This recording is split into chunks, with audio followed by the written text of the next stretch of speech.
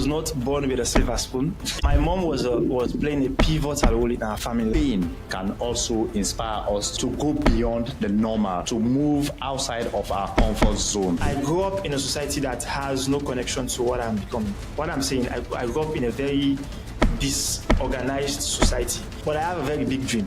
So that is why I was so different. How did you stumble on the idea of freelance? I was working a 9-to-5 job. Okay. Paying me $30 a month. Can you imagine? Applied like 300 times and I was hired 20 times. 20 times, yeah. So it means I failed 280 times. I want you to take us through the step-by-step, how you break through on Upwork. What were the things that you did? Let me take 1 minute of your time and tell you a bit more about this channel. We are on a mission to educate, inspire, and stimulate the gig economy in developing countries, especially Africa.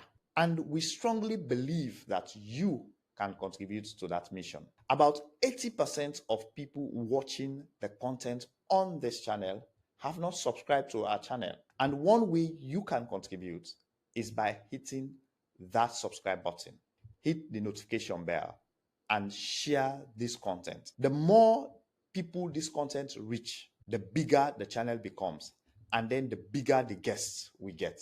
We want to bring people that are making policies that are related to the gig economy in Africa, people that are in charge of innovations in our different countries. Now, back to our episode. The purpose of this podcast is to create a community of African freelancers.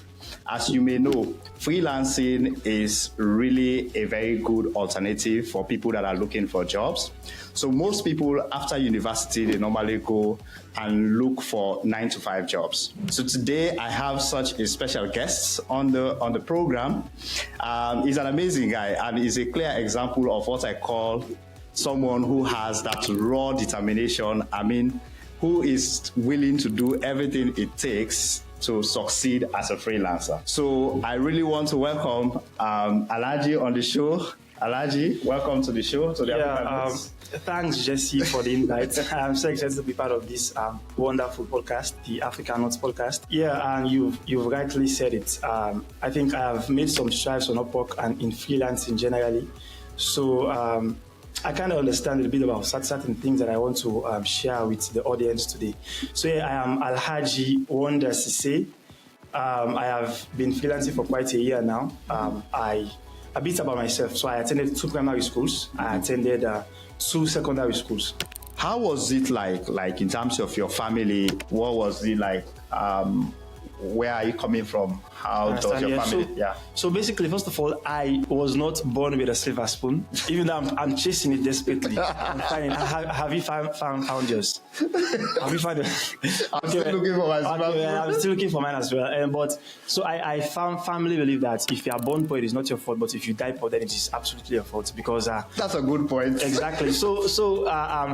As we all know, there are certain situations you are born in. It is a very difficult situation, right? So to make it up is very difficult, but that is not an excuse for you not to make it up. Mm-hmm. So I was not born with a silver spoon. I was born in a poor family, but I am making strides and I've been making progress. And I firmly believe that it is just a matter of time, right? It was not an easy upbringing. So especially, like one thing I want to say, it is common in society, the way they treat the middle class, the rich people and the poor people are very different, right?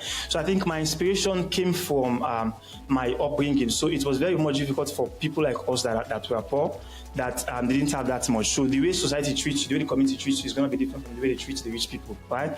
So that is one of the things that inspired me a lot because I wanted to make some money so that I could be respected, I could be able to do the things that I want, and I want anybody that is kind of related to me some way to be benefiting from that as well. That is one of my biggest inspirations. Yeah. Okay, fine. So basically, it's about changing the narrative, the way society views you, the way how people treat you when you don't have money, and this is something that is really common in African societies, especially now that digitization is happening. People are thinking. Some people just think they are better than you just because they have money than you. All right.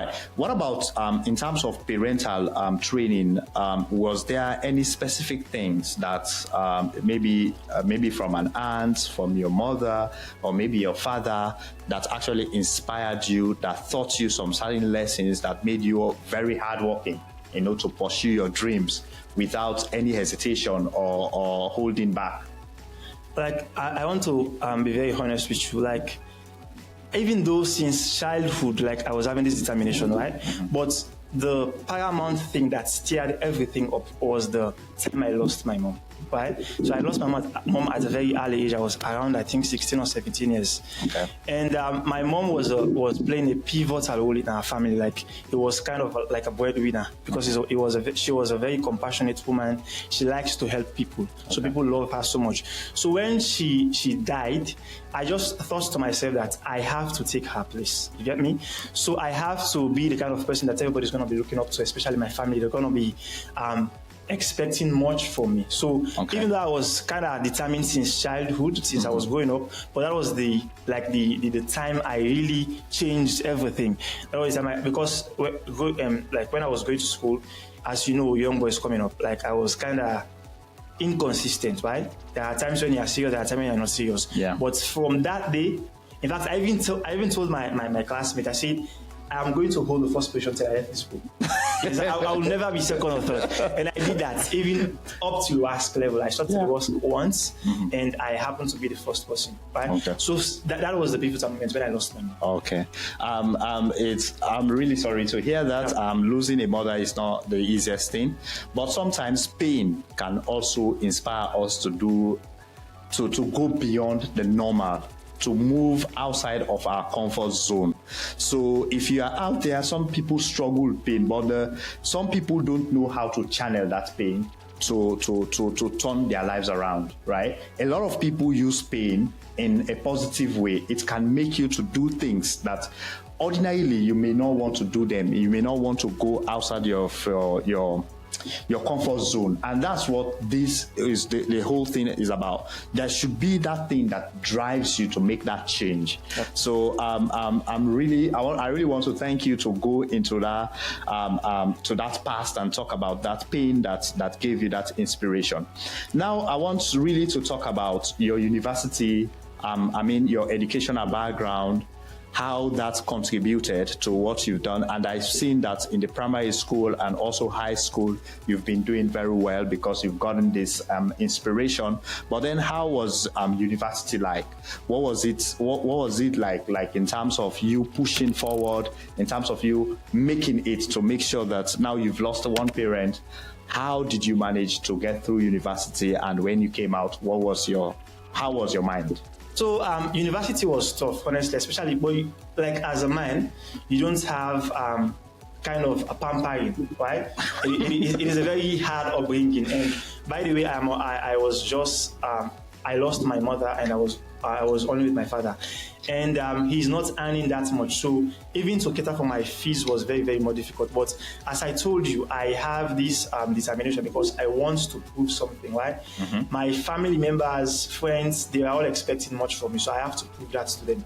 And I also want to live a very good life because since growing up as a kid, as I told you, I always wanted to make as much money as I could. And I came from a family where there are not enough connections. You cannot go to an uncle and say, please give me a job. And so I knew that the only way I can be able to be successful, like going out of college and then have a good job, is for me to have good grades. Yeah. Right? That is the only option that I had. So I was very much studious. I was very much serious with my studies.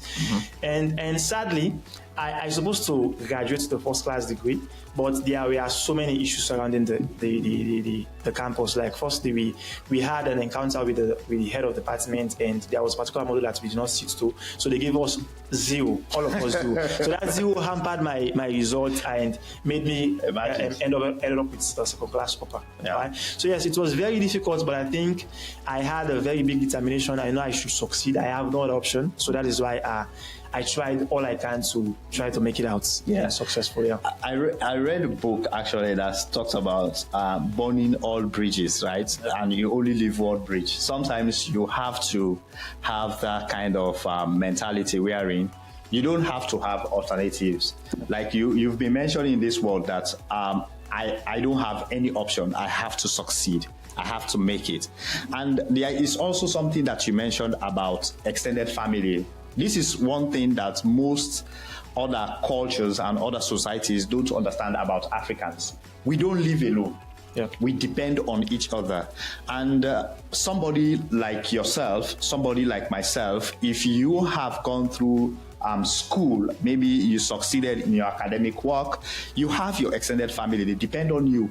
Whether you like it or not, you have to support them and you have to think about them. It's not just about you or your immediate family, maybe your wife or your children or something like that. You have your cousins, your nieces, your nephews, and all of those people depend on you because they now see you as a role model, but probably they don't have that kind of determination to succeed as you have done. So that's a very good thing. And that's one thing that most of our audience, maybe if you are watching this particular episode, probably you are facing the same thing. And this is why you need to strive to make ends meet. You need to do what needs to be done to be successful.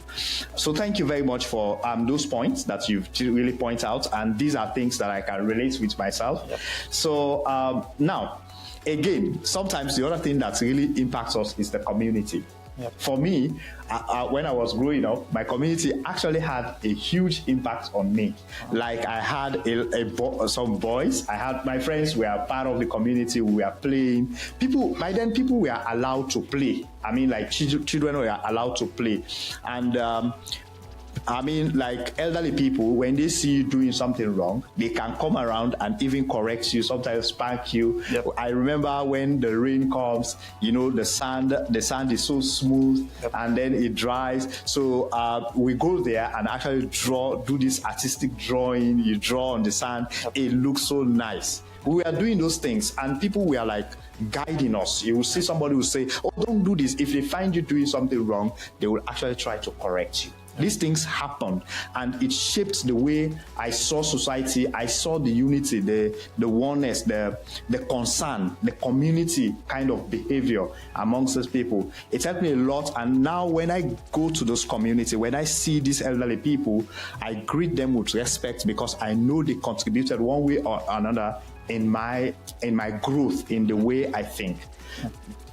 Did you have an experience like that? Was it something like that, like in your community, anything like that? Yeah, I think back in the days, societies operated in that frame, right? Mm-hmm. So back in the days, even a kid that you are not related to in any way, if you see the kid doing something wrong, you're going to discipline him or her, right? Yeah. And that was a very good way to operate because things were getting better.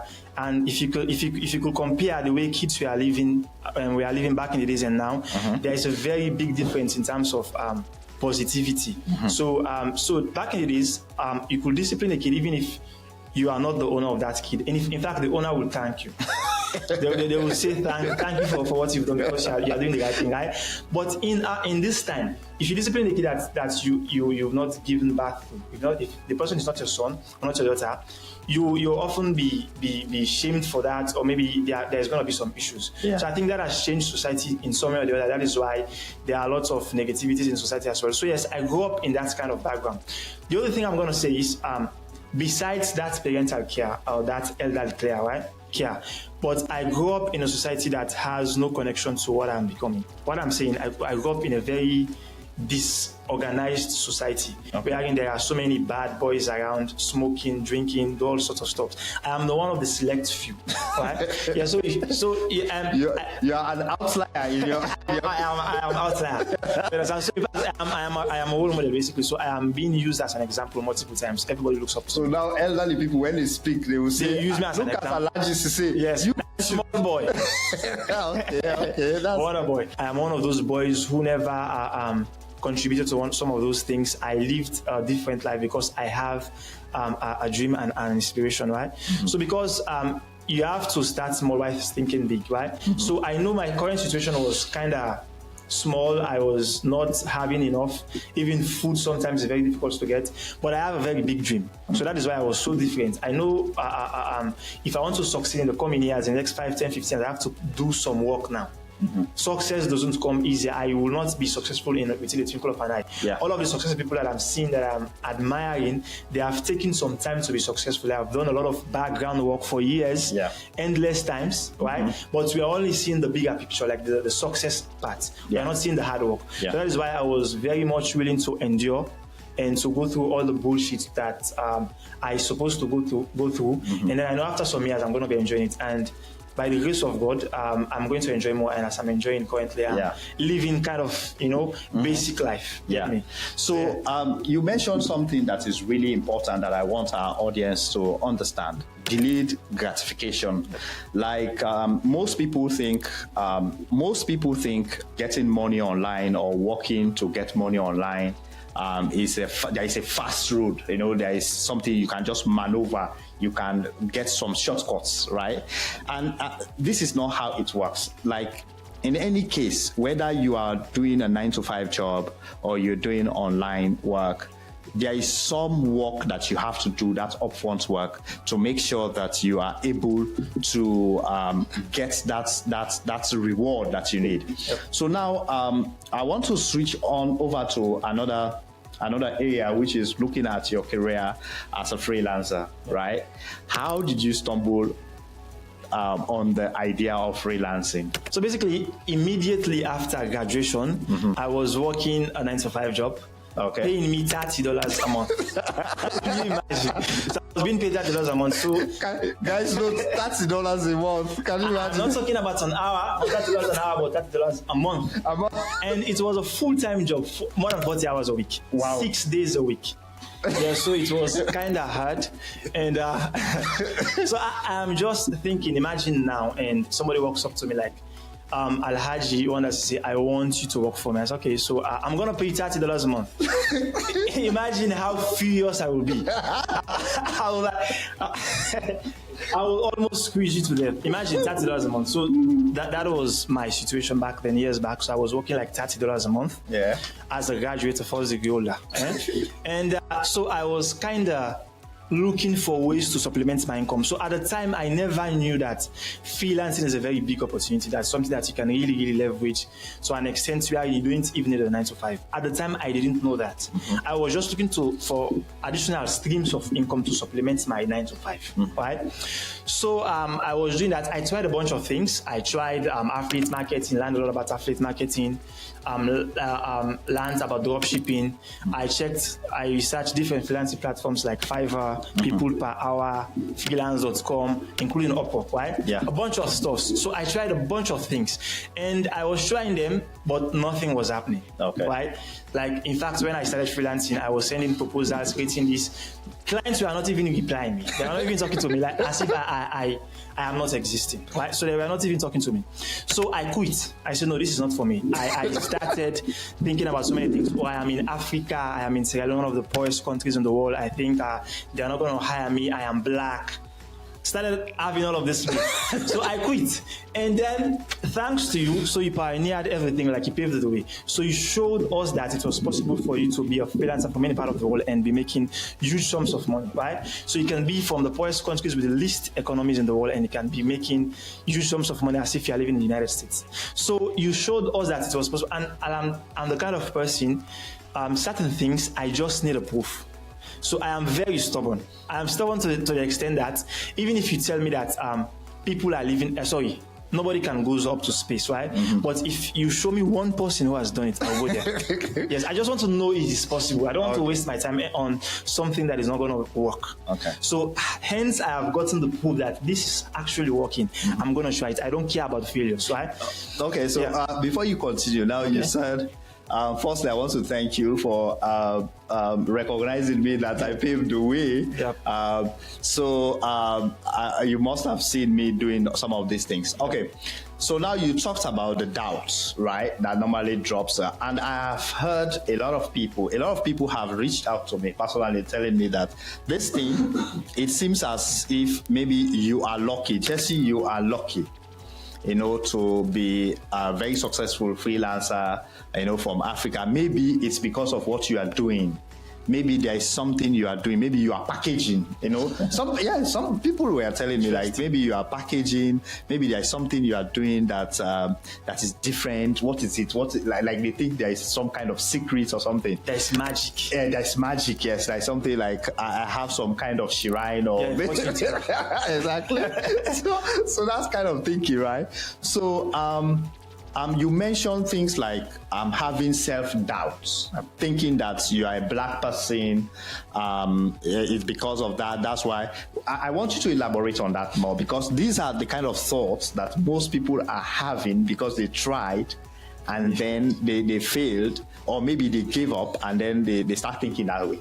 Yep. So first of all, when you are starting something, be it freelancing or anything, most of the time you don't have enough knowledge, right? You don't have enough understanding. So there are so many unknowns, things that you don't know, right? Yeah. So when I started, I didn't know much.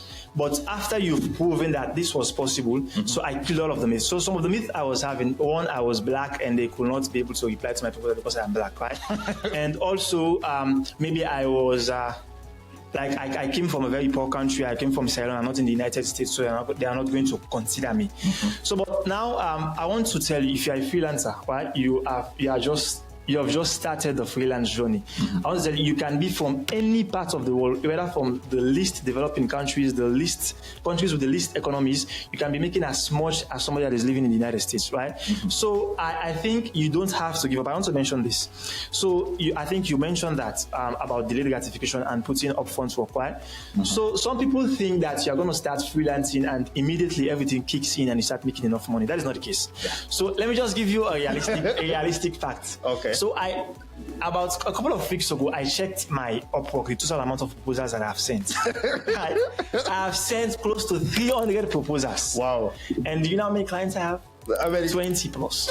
So this means I have applied like 300 times and I was hired 20 times. 20 times, yes. So it means I failed 280 times. You understand? So It is not something that you're going to start and then everything kicks in, you start making these huge sums of money. Yeah. This is not a movie, right? So you have to put in the upfront work, be ready to, so you don't have to give up. You have to put in the effort. Yeah. You have to be ready to fail.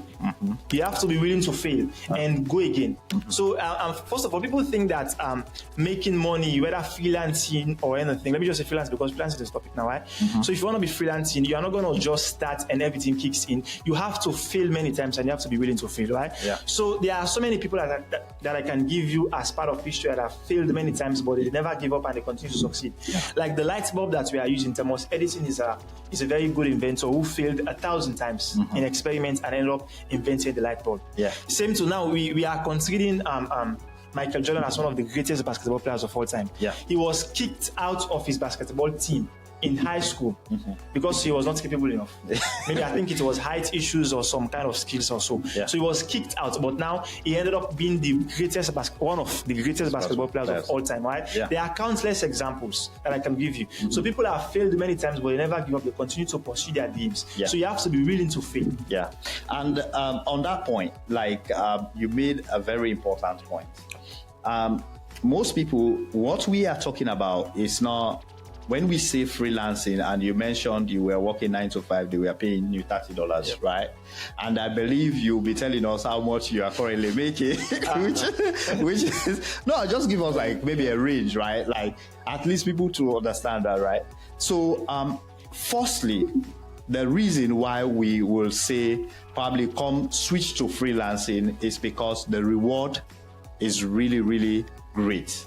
All right. The difference between 9 to 5 and freelancing, the reward is great, but there should be upfront work. Don't think that it's going to be a smooth ride. That's what Alhaji is saying. Like you have to put in the work there, and it's not like a movie. These platforms are very competitive. Very saturated. They are saturated, and people are applying like crazy. It doesn't have anything to do with your skin color, where you're coming from. It's about your skills and your willingness to fail and rise again.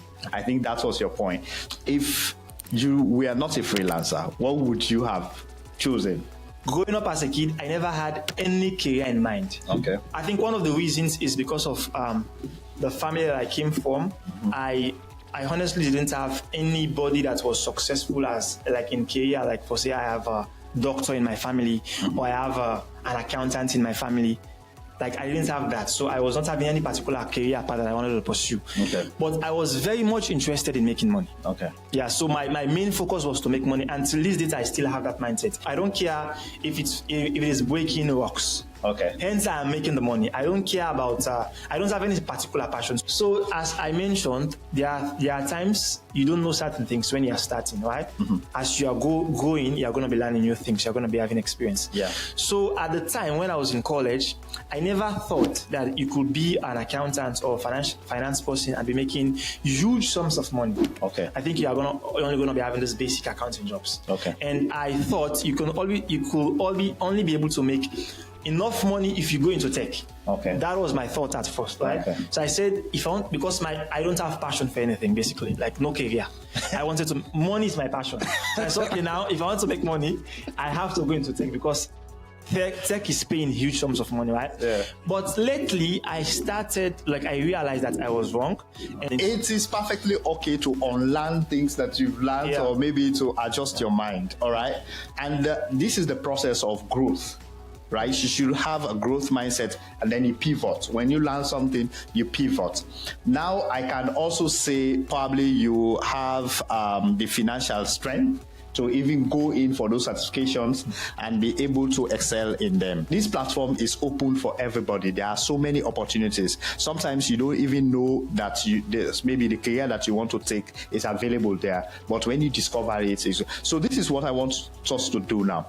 I want you to take us through the step-by-step, how you break through on Upwork, what were the things that you did, right? Okay. And probably you can think about it like this way. If you knew what you know now, how would you have approached your career in Upwork, beginning your career in Upwork? I think the first thing that you're supposed to do if you want to start any freelance journey is to start learning things. Right? What I mean by start learning things, not only your skills, because you can have the skills, but you don't know much about freelancing, right? Yeah. So you can start by finding a mentor, right? And by mentor, there are so many mentors around. Yeah. Like, for instance, Kamara is a perfect mentor because he has gone through it. He understands the rubrics, understands the hooks of everything, and you can be able to reach out to him and he could help you. Thank you. And that is why this podcast exists, guys. Yes. Because you need to subscribe to this podcast and hit the notification bell, because we'll be bringing people that are really seasoned in freelancing, and we'll be talking about the lessons that they've learned. So leave us a comment if you want to know about other topics, or maybe you are a freelancer, you want to join us. Yes, the blind cannot lead the blind. You cannot be a blind man and want to lead your colleagues that are blind as well. Yeah. So if you want to learn about freelance, you want to learn about making money, you don't have to meet maybe your college professor to teach you about it. He has never freelanced before. He doesn't understand anything about freelancing. So the first thing you're going to do after you've got this mentor, try to optimize your online presence, not just on the freelance platform. For instance, if you are starting on Upwork, you are not just going to optimize your Upwork profile. You're going to optimize your online presence. Yeah. In other words, first of all, you're going to optimize your LinkedIn. So you are not going to have a perfect Upwork profile and your LinkedIn is crap. Yeah. That doesn't make any sense. And just to point out that I had a client recently. The client went and followed me on LinkedIn, and I was surprised. I said, what's going on? Some will even ask you to send your yes, they are interested. So that's a very good point. I was also thinking about it. You really need to have a very strong presence, especially your LinkedIn, because it's a professional place. So people sometimes they go and watch to actually see whether you are somebody who they should rely on. Okay. And then most importantly, you start with Upwork.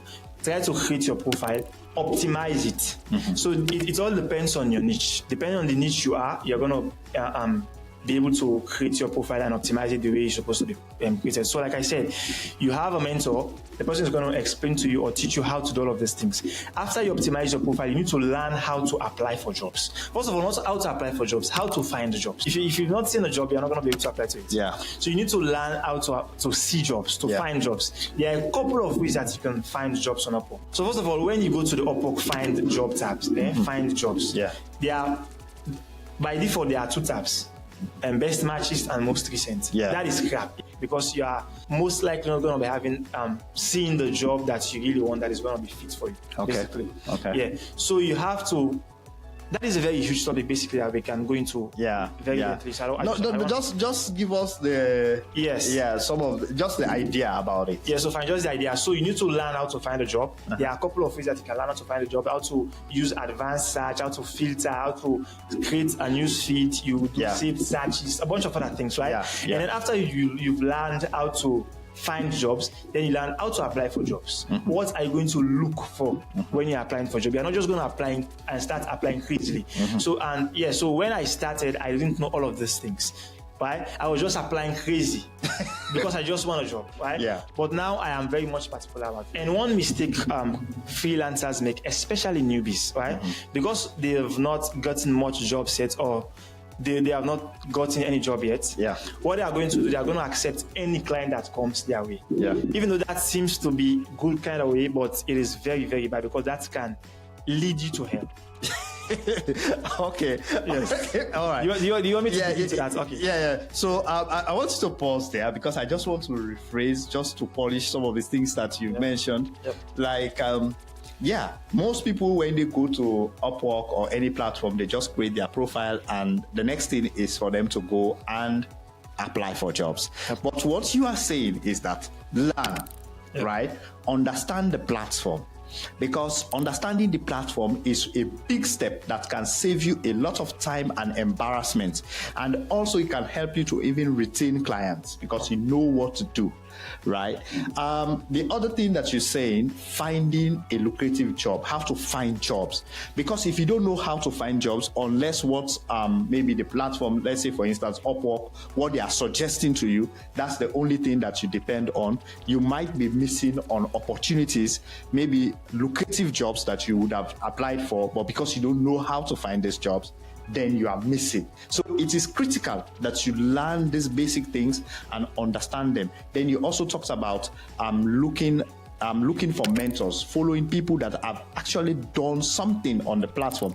And the reason why I would say you and I are very unique in Africa is because we know the African perspective, and we know we have experienced all of those nuances, the things that maybe the way clients talk to you, maybe the way other people see you, maybe even the way you feel about yourself, because you are coming from Africa, all of these things, we have experienced it, and we know some of these things. And this is why this podcast is really going to help a lot of people. I am optimistic about this. So I'm going to list those 3 features, and I want you to talk about those features. I mean, how helpful they are in terms of being a freelancer. And then you can choose your favorite feature and why. Okay.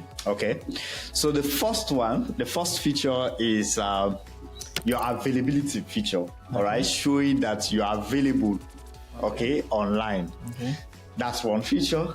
The second one is the bidding feature, to bid for jobs, right? Like when you apply, when you submit your proposal, they will ask you to bid to be at the top of. All right. And then the last but not the least is the verified payments for a client. All right. So as a client, you will see there is a tick near the client that tells you, as you can see on the screen, there is a tick on the client that this client has a verified payment method. So those are the 3 features. I really want you to talk to our audience and tell them each of these features, why are these features important on Upwork? So as Jesse rightly said, the availability feature is a feature that is going to tell client that you are online. Like you are available. Yeah, available. So because some people create Upwork profiles and then they are not even available. Maybe they've left their accounts inactive for a couple of months, right, or a year, right? But the availability feature is going to tell the client that I am available anytime he wants to work with me. I'm available. Right? But it is not free. Upwork charges you connects per week. Like, I don't know. Connect is like a token. Yeah, so you buy those connects, and then Upwork says like you have to get about 6 or 7 connects per week.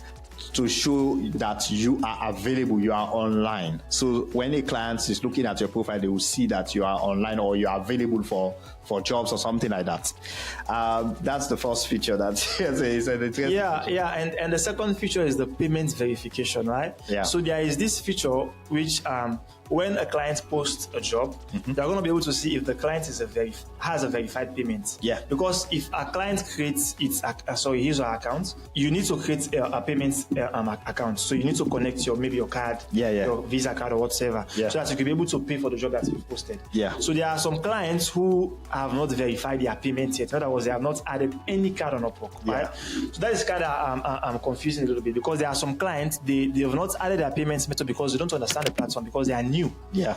And most of them are fraud, but some of them are not fraud. They are just new and don't understand much. Okay. But most of them are. So when you see a client with unverified payment, I assume you're fraud.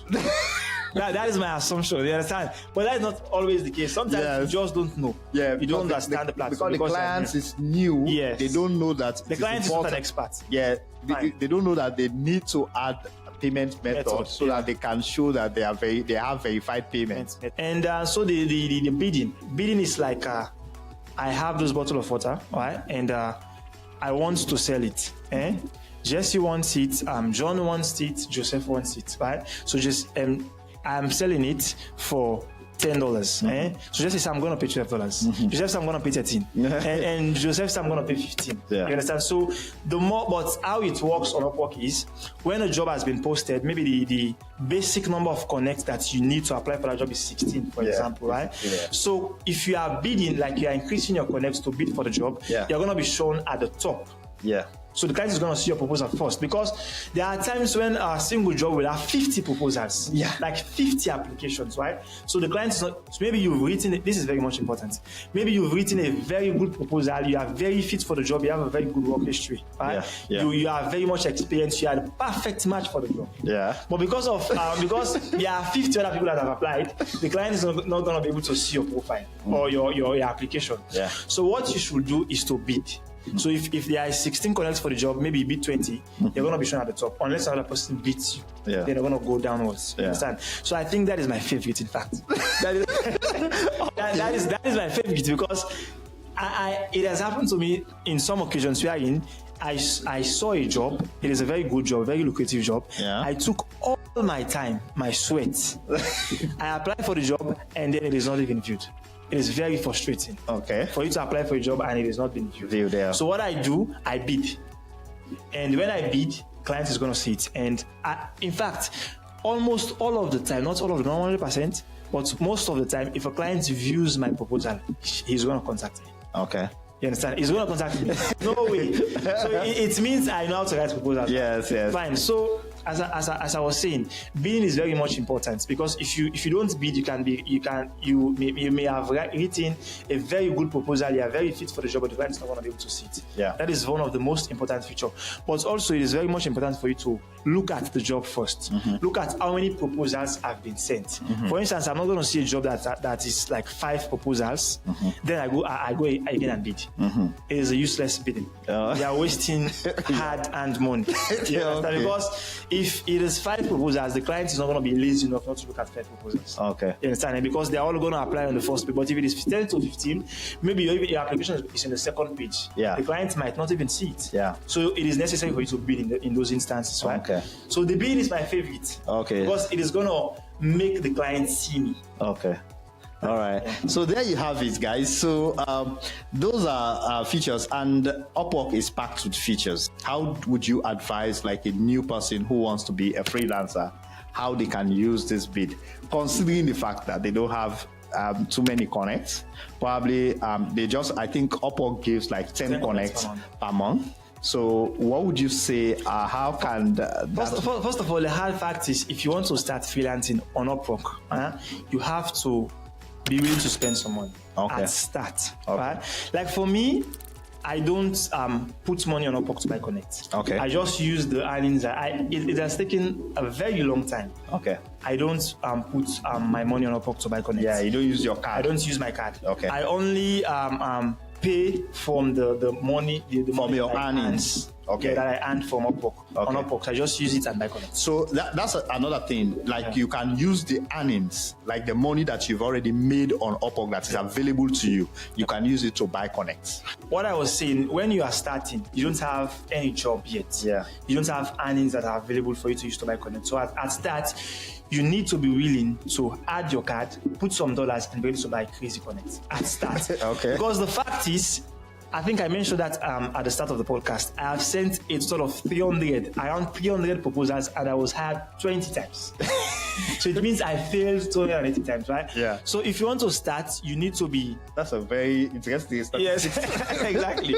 So you need to be ready to... I need to check my profile to see how many proposals I'm... As I was saying, you don't just go and bid. You look at the job first. Yeah. Look at how many proposals have been sent. Yeah. If it is, for instance, 5 proposals, less than 5 proposals, you don't need to bid. If you are bidding, you are wasting your connect. Right? Because 5, let me just say, I think, because I actually have a client account on Upwork. Okay. So if somebody sends, what will I say? If freelancers send their applications, you're going to be able to see all of their proposals in a page. I think 10 per page. 10 per page, yeah. That's something like that. Yeah. It's 10 per page. So if it is 5, it's just half of the page. So why are you bidding? The client is already seeing you. Yeah. You don't need to fight for a position. Yeah. It's going to sue you anyway, right? So, but if, for instance, 10 to 15 proposals have been sent for that particular job, then it is advisable for you to bid. I'm currently looking at your profile and I see data science orientation certificates, right? And I can see you have like a really strong repetition, 100% job success, top rated, and you have a certification at the top. And one thing about Upwork, they know how to show your repetition, you know, and it's really good. So tell us, how did you build this repetition consistently? I mean, like I think this data science orientation is an Upwork course, right? No, it was. I took it on Coursera. So building your repetition on Upwork is very much important, and it is not something that is easy. If I say it is easy, I'm lying to you, right? Because the most important thing about it, the most difficult part of it is the consistency. Yeah. So you are going. So some people start. They say it is not how you start, but how you end, right? Some people start very well. So it is like a marathon, right? It's not about how you start. You just have to start. Yeah. But how you are consistently improving, adjusting your mistakes, and continuously improving until you are there. Yeah. So. Of course, Upwork has a series of badges. They have Rise in Talent, they have Top Rated Plus, and Expert Vetted. Yeah. So I'm a Top Rated Plus freelancer, and I also have a 100% GSS. So job success score is like a report card. Yeah. Like you are going to school, right? And you are going to school. A 100% job success score is like going to school and you have A's in all of your modules. Yes. Yeah, I just wanted to say that building your repetition is the most difficult thing for me. I think is the most difficult thing because this is where you have to be really careful. Yeah. Because now you have one mistake can squander everything. Exactly. Can put a stain on you that will make clients just flee from you, run away from you, Poop right? On your body. Exactly. So building your repetition, you have to be patient with clients. Yep. You have to do some things that you don't necessarily want to do.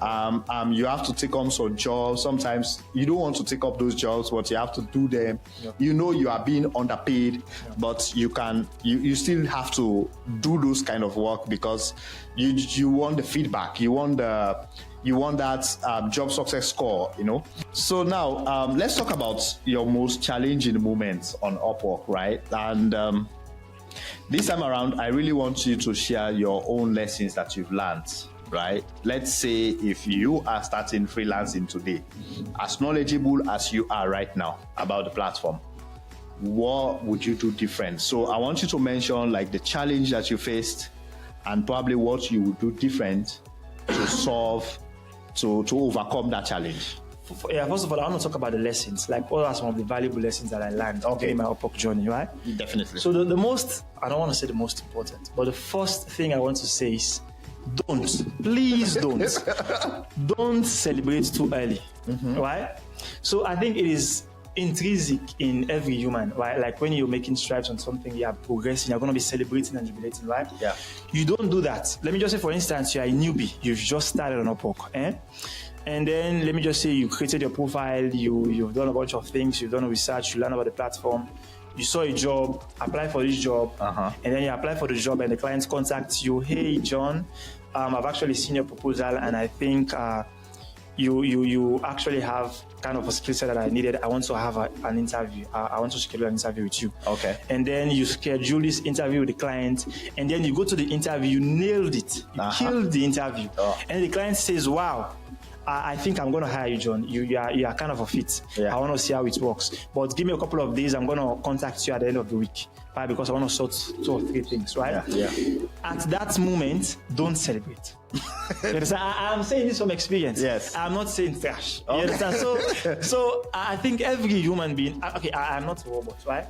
Even if it was me, I'm going to be kind of happy. Yeah, definitely. What I'm saying, don't celebrate as if everything, like the deal is done. The deal is not done. No, okay. The deal is not done because there are times, the client, you've gone to the interview, you've killed the interview, you've actually nailed it. Yeah. The client really wants to hire you, but life happens. For instance, maybe the reason why the client wanted to hire you is because, let me say, the client is a serial entrepreneur, right?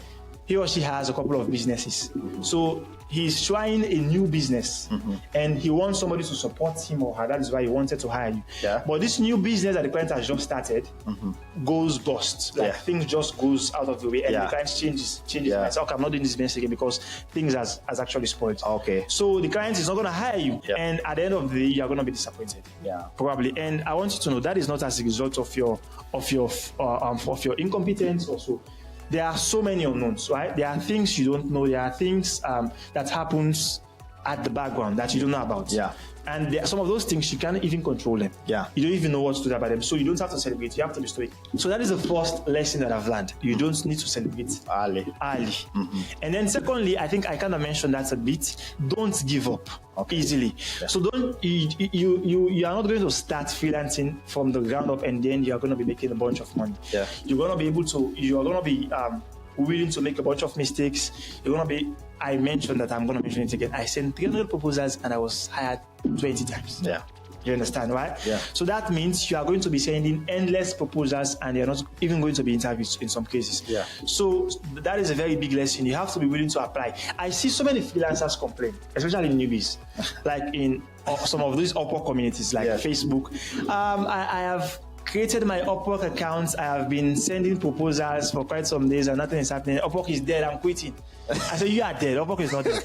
Some of us are making money on the platform and it's you understand, eh? So that is it. You don't have to give up too easily. Yeah. You have to be very, very consistent. You have to be consistent. There are some people who send 10 proposals every day. Yes. 10 applications.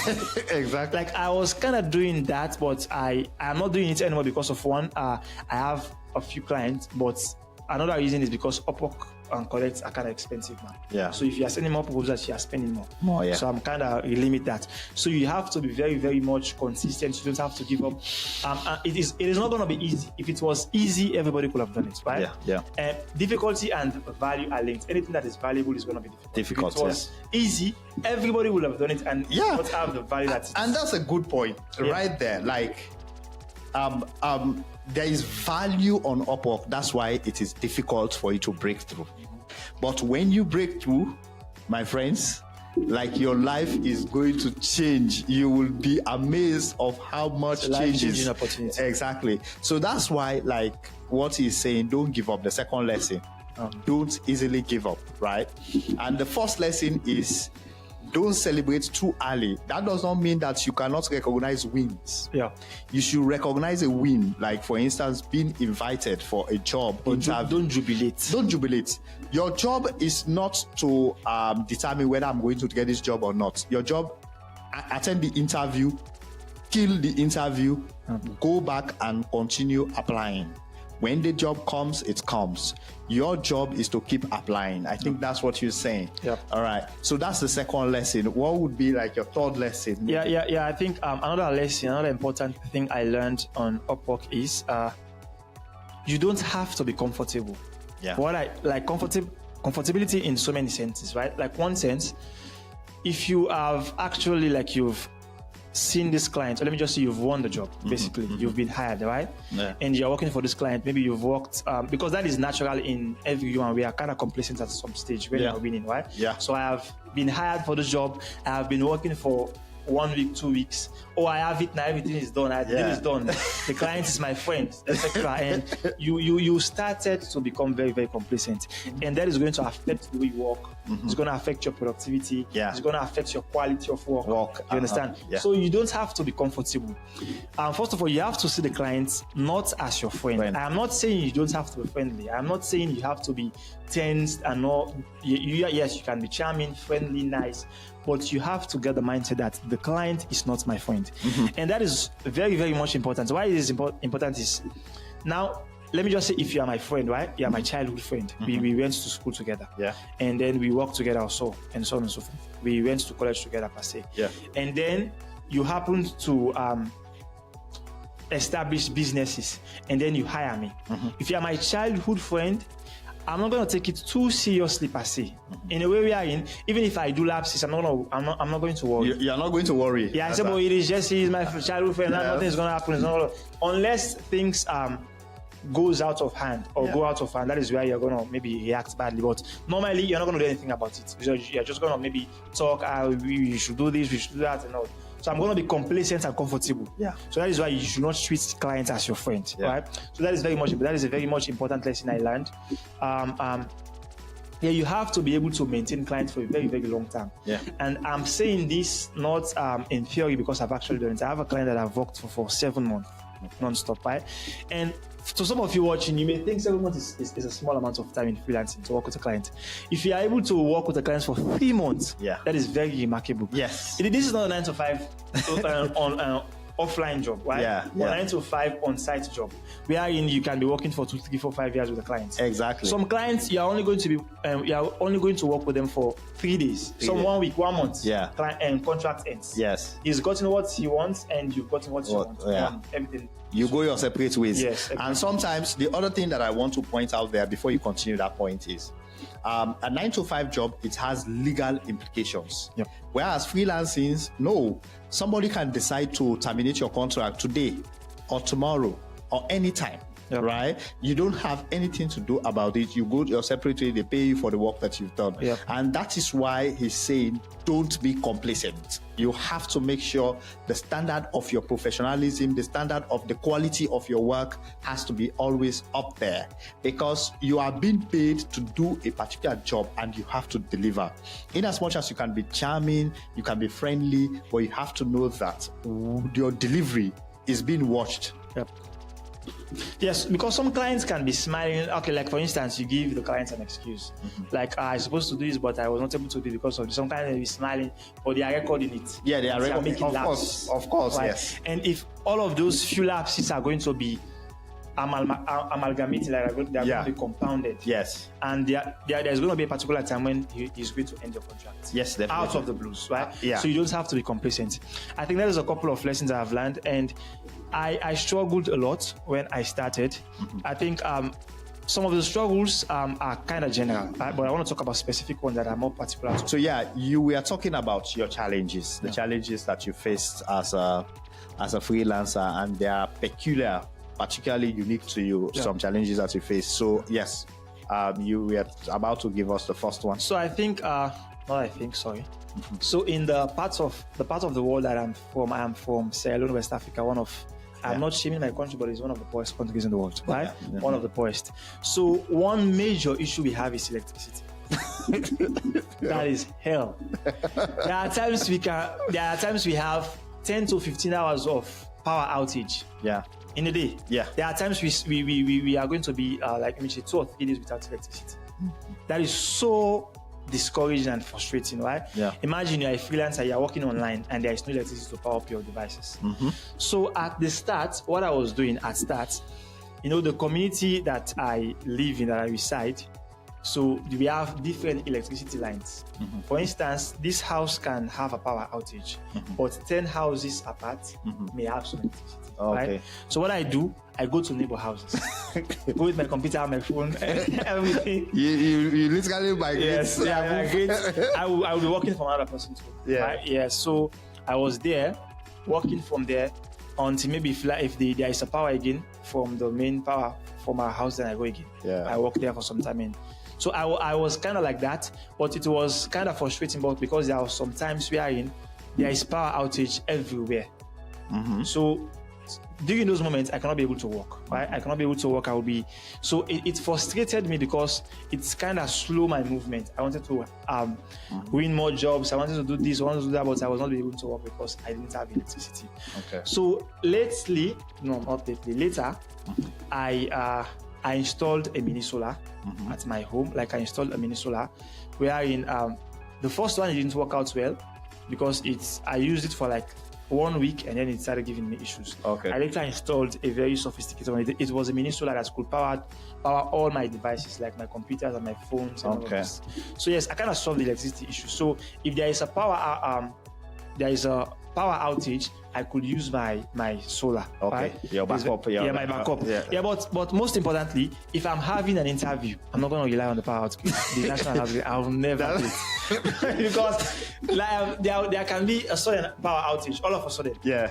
Unexpected and everything imagine you're interviewing for a job that's going to make you thousands of dollars, and then you're talking to the client and then boom lights go. Lights go. That is so frustrating. So what I do, if I'm having an interview, I'm going to use solar because I know it will never go off unless the power drains. Maybe there is the battery drains, right? But nevertheless, I'm going to always use my solar if I'm doing interviews. So that is the biggest challenge, the electricity. And secondly, the internet. So internet is also another problem. And when I started, I was not even having Wi-Fi at my home. I was using my mobile phone to connect hotspot. Okay. So I will buy some data, put it in my phone, then I connect it to my computer for hotspot, right? So I was kind of managing it for a while, but I was having problem mostly when maybe there are some clients that give they give me huge files to download. Yeah. And my mobile data cannot be able to accommodate that. It is very costly, it is slow, and all of these things. And also, so I tried my best. When I started making money on Upwork, I used some of those money and then I installed the Wi-Fi at my home. Yeah. So that is how I kind of solved it. But I also use my phone as a backup. So I think internet and electricity is kind of a very big issue, especially where I came from. So those are some of the big issues. And the other issues are kind of general, like getting clients is very hard. Yeah. It's not something that is easy. Yeah. But I kind of wrap my head around it and all of this. Yeah. So that's I think this cuts across, and this is why I normally, as I emphasize, I say doing freelancing in Africa is unique. So if somebody is from Canada or somebody is from the UK or USA, they are telling you about freelancing, most of them don't face some of these problems. They don't understand this perspective, this African perspective about power outage, not having internet, and having extended family. You have to spend extra to even get equipment. Like if you buy a laptop, if I'm in the United States, if I go to a store and buy a laptop, maybe the laptop is $1,200. That's the only money that I will spend. Yeah. But if I want to buy that same laptop in Sierra Leone, I would have to spend probably another 50% of the cost of the laptop just for me to have access to those things. And this is the perspective that is different. So that's why learning something from somebody who is from Canada or somewhere else that is not within the same continent, sometimes the context is different. Yep. So some of these issues, they are unique to you, but also I feel like other people are also facing the same issues. But again, the good thing is you have created an infrastructure for yourself, like the electricity issue. And this is the problem that most freelancers get, that I see. If you start growing on the platform, you start making money, the best thing you can do for yourself is to create the environment that you need to continue to scale your business. Instead of you still running around looking for internet or running around looking for electricity, try to stabilize those problems that can make you look incompetent, make you look unprofessional, right? So now I'm going to ask you the last question, which is, you told us you were working at 9 to 5 and you were paid $30. So what range are you right now? I don't want you to tell us exactly the exact amount, but tell us, like, I think the viewers would like to know, like, what are you making right now? Because I know probably you're working with clients that are outside that, you know? Yeah. Okay. So basically, it is very much interesting to see, like, my Upwork is not too reflective of my earnings. Like, I've made more money outside Upwork than on Upwork. Yeah, okay. Basically, because there are some clients, they reach out to you, you started working with them, and they don't want to work on Upwork anymore. Yeah. I don't know why. So they take you to another platform. Right? Yeah. Then you started working. Yeah. And I also get some clients in other platforms like LinkedIn.